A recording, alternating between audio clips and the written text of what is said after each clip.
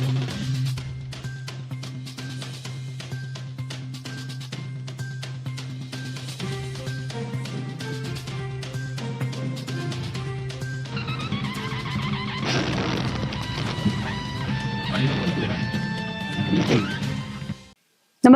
आपण पाहता हिरकणी न्यूज.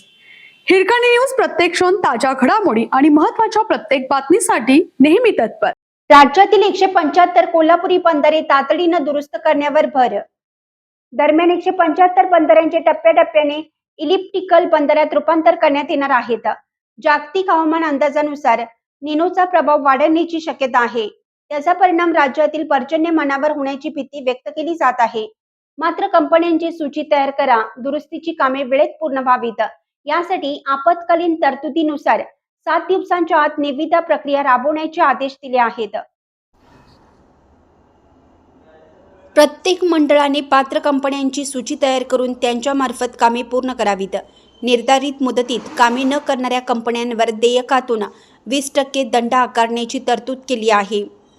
जूनमध्ये राज्यात सरासरीपेक्षा सुमारे 52% कमी पाऊस झाला आहे. जुलै महिन्यातही पर्जन्यमानात घट राहण्याची शक्यता हवामान विभागाने वर्तवली. त्यामुळे पिण्याच्या पाण्याबरोबरच शेती, सिंचन आणि जलस्रोतावर मोठा ताण येण्याची शक्यता आहे. या पार्श्वभूमीवर जलसंपदा विभागाच्या अखत्यारीतील एकूण 175 कोल्हापूर पद्धतीच्या बंदऱ्यापैकी तातडीनं दुरुस्ती आवश्यक असलेल्या 175 बंदऱ्यांची कामे 15 सप्टेंबर पूर्वी पूर्ण करण्याचे निर्देश देण्यात आले.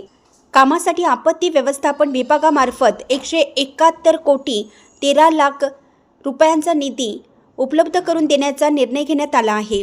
याशिवाय दीर्घकालीन उपाययोजना म्हणून तांत्रिकदृष्ट्या शक्य असलेल्या सर्व कोल्हापूर बंदराचे इलिप्टिकल बंदरामध्ये रूपांतर करण्याचाही निर्णय शासनाने घेतला आहे. त्यामुळे पाण्याचा साठा अधिक प्रभावीपणे होण्यास मदत होणार असून भविष्यातील दुष्काळी परिस्थितीचा सामना करण्यास बळ मिळणार आहे.